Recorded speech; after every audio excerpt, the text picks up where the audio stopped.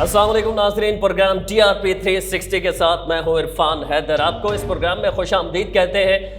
इस प्रोग्राम में हम बात करेंगे सियासी मंजरनामे पर। इस वक्त इस्लामाबाद का सियासी माहौल काफ़ी गर्म नज़र आता है। ओवरऑल पूरे पाकिस्तान के अंदर गर्मी है, लेकिन सियासी माहौल भी काफ़ी गर्म नज़र आ रहा है। इस पे बात करेंगे और इस पे बात करने के लिए इस्लामाबाद के नामवर सहाफ़ी और वेल इन्फॉर्म्ड जर्नलिस्ट जिन्हें कहा जाता है, बहुत बाखबर सहाफ़ी जो हैं इस्लामाबाद में, उनमें शुमार होता है सिद्दीक जान का। सिद्दीक जान हमारे साथ बराह रास्त वफाक़ दारुल-हुकूमत इस्लामाबाद से हैं, उनसे इस हवाले से बात करेंगे। सिद्दीक जान साहब, पहले तो आपका शुक्रिया अदा करेंगे कि आपने TRP 360 को वक्त दिया। बहुत शुक्रिया।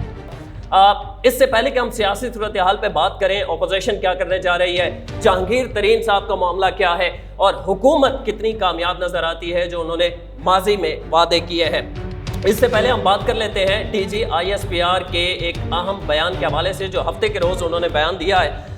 उनका बयान जनरल बाबर इफ्तिखार साहब कहते हैं कि दहशतगर्दी के खिलाफ जो जंग है तकरीबन जीत चुके हैं। उनका ये कहना था तकरीबन हम जीत चुके हैं। एक अहम पैगाम उस वक्त जब हम देख रहे हैं कि अमेरिका को एब्सोल्युटली नॉट कह दिया गया है, वाज़ेह तौर पर वज़ीर आज़म इमरान खान साहब की जानिब से पैगाम दे दिया गया है कि किसी सूरत आपको एयरबेस नहीं दिए जाएंगे। उसके बाद लाहौर जौहर टाउन में काम जो है अफसोसनाक वाक़या पेश आता है, धमाका होता है। उसके बाद की सूरत हाल, ये सारी सूरत हाल, ये इशारा किसको था? मैसेज क्या अमेरिका के लिए था, भारत के लिए था, या वो मुल्क दुश्मन अनासर जो मुल्क के अंदर, पाकिस्तान के अंदर रहते हुए भी रियासत के ख़िलाफ़ जो है साजिशें करने में मसरूफ़ रहते हैं, उनके लिए पैगाम था? इस पे पहले आपकी राय जानेंगे।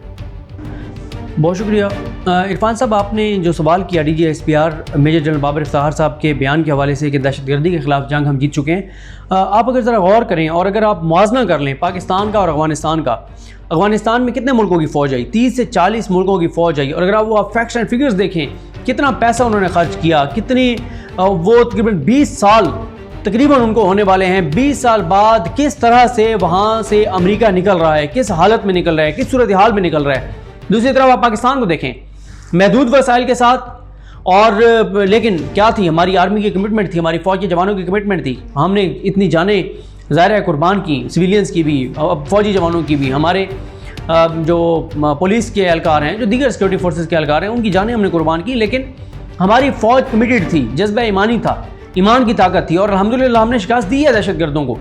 दहशतगर्दों को शिकस्त दी है, तो आज देखें अल्हम्दुलिल्लाह अल्लाह ताला का करम है, वो सूरत हाल नहीं है जो इस मुल्क में हुआ करती थी।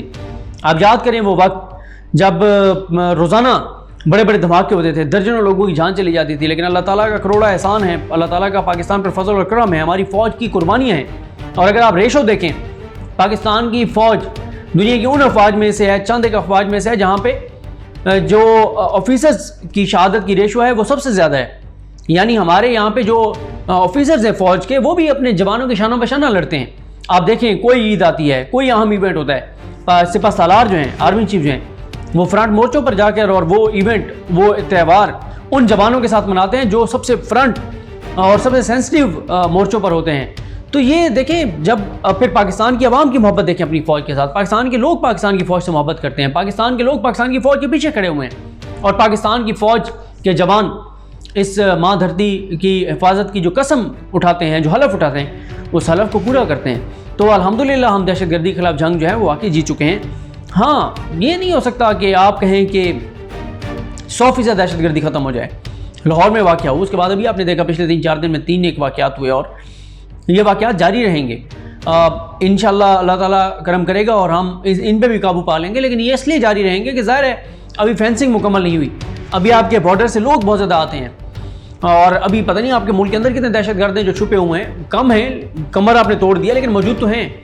तो इसलिए, और एक और मैं आपको चीज़ बताऊँ, देखें, हमें सिर्फ वो वाक़या नज़र आता है जो कि हो जाता है, हमें वो वाक़यात नज़र नहीं आते जिनको रोका जा चुका होता है। ईसा नकवी साहब ने एक बार बड़ी प्यारी बात का हवाला दिया, किसी से उनकी मुलाकात हुई और उन्होंने कहा कि जिस तरह से फुटबॉल मैच आप देख रहे होते हैं तो आपके सामने लिखा हुआ आ रहा होता है कि एक गोल 1-0 इस तरह से लिखा हुआ, 2-0 2-1 इस तरह से आ रहा होता है।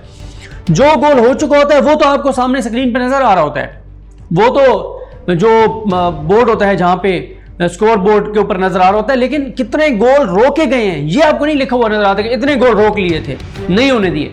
तो हमारी फौज का ये नहीं आता कि कितने दहशतगर्दी के वाक़यात रोक लिए, बस वही हमें नजर आ रहा होता है कि इतने दहशतगर्दी के वाक़यात हो गए। लेकिन इंशाल्लाह ये भी बच्चे खुचे दहशतगर्दों का खात्मा होगा और हमें भी अपनी जिम्मेदारियों को अदा करना होगा। हमें भी थोड़ा सा नज़र रखनी चाहिए इर्द गिर्द की चीज़ों पर, हालात पर, और इंशाल्लाह ये चीज़ें जो है वो बेहतर होंगी।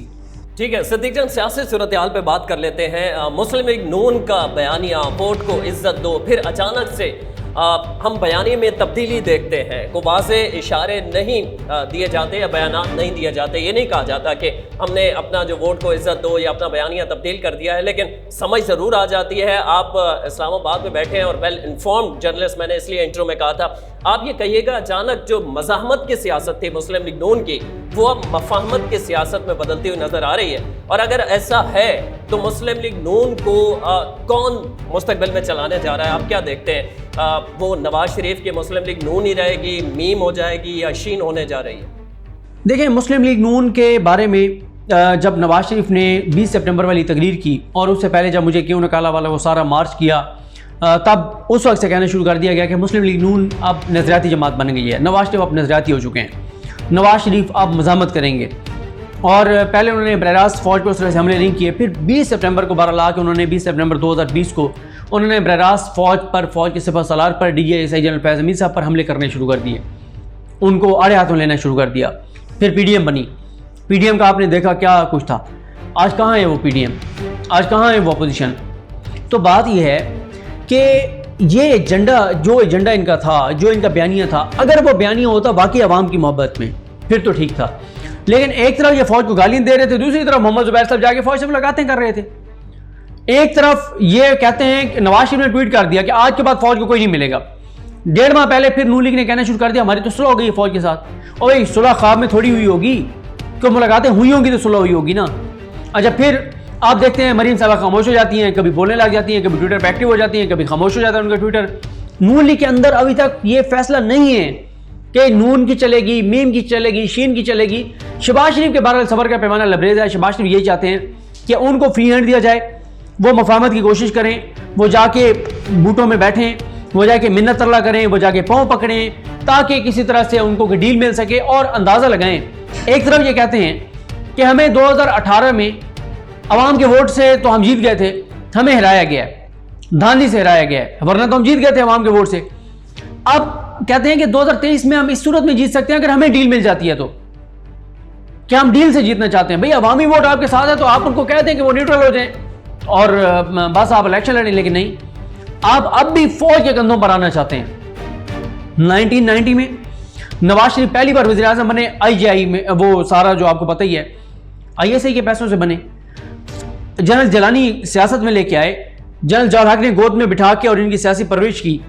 पहली बार वज़ीर आज़म फौज के उससे बने। फिर आप देख लें, जब परवेज़ मुशर्रफ का मार्च चला लगा, फिर फौज से डील करके ही बाहर गए ना। जब वापस आए किस तरह से आए, 2013 में इलेक्शन कैसे जीते। तो नून लीग जो है ये कभी भी इनको आप एंटी एस्टैब्लिशमेंट नहीं कह सकते। बस इनको मसला ये होता है कि पहले 19 के उससे स्पोर्ट्स से आते हैं इक़्तिदार में, फिर उन्हीं को पढ़ जाते हैं। तो फिर ऐसे तो नहीं चलता। और अब भी अगर नवाज शरीफ का बयानिया, अच्छा एक और मैं हैरान होता हूँ, हमें कहा जाता है कि नून लीग में बयानिया जो है वो नवाज शरीफ का चलेगा और शहबाज शरीफ और नवाज शरीफ के दरमियान कोई इख्तिलाफात नहीं है। शहबाज शरीफ वही करते हैं जो नवाज शरीफ कहते हैं। इसका मतलब है फिर शहबाज शरीफ आप जो मुफाहमत की पॉलिसी लेकर चल रहे हैं, इसका मतलब नवाज शरीफ की इजाज़त से लेकर चल रहे हैं। अगर नवाज शरीफ की इजाज़त से लेकर चल रहे हैं तो फिर अब ये क्यों कहते हैं कि नून लीग का बयानिया आज भी वोट को इज्जत हुआ है? तो इनके अपने दरमियान इख्तिलाफात हैं, अभी तक वो इख्तिलाफात बरकरार हैं। शहबाज शरीफ के सबर का पैमाना लबरेज है। किसी भी वक्त शहबाज शरीफ फट पड़ेंगे और कहेंगे कि ऐसे नहीं चलेगा। शहबाज शरीफ प्रेस कॉन्फ्रेंस करके सियासत दस्तबरदार भी हो सकते हैं। उनके केसेस बहुत खतरनाक सूरत हाल इख्तियार कर चुके हैं। तो अभी फाइनल नहीं है कि मुस्लिम लीग नून में बयानिया नून का चलेगा, मीम का चलेगा, शीन का चलेगा। और आप देखें ना कि मरीम साहिबा के बयान से कैसे नून लीग को धचके लगते हैं, नून लीग को नुकसान होता है कि उन्होंने बड़े आराम से खड़े होकर कह दिया कि जी नवाज शरीफ आज ही आ जाएंगे वापस, अगर मैं उन्हें कहूँ तो। यानी वो बीमार नहीं है, वो बिल्कुल फिट हैं। बस हम कहते ही हैं कि हमें यकीन दहानी करा दी जाए, फौज की जानिब से इशारा करने में उन्होंने फौज की तरफ इशारा किया कि हमें यकीन दहानी करा दी जाए कि हमारे हक में फैसले आएंगे, मलिक यूम वाले हालात वापस आ जाएं। तो वो कहते हैं कि नवाज शरीफ वापस आ जाएंगे। तो ये जब हालात होंगे और ये सूरत हाल होगी शहबाज शरीफ बयान हल्फी देते हैं कि नवाज शरीफ बीमार हैं, मरीम कहती नहीं बीमार नहीं है, बिल्कुल फिट हैं, ओके हैं, बस वो आ नहीं रहे क्योंकि हमारी डील नहीं हो रही। हमारी डील होगी तो नवाज शरीफ जो है वो उसी शाम को पाकिस्तान वापस आ जाएंगे।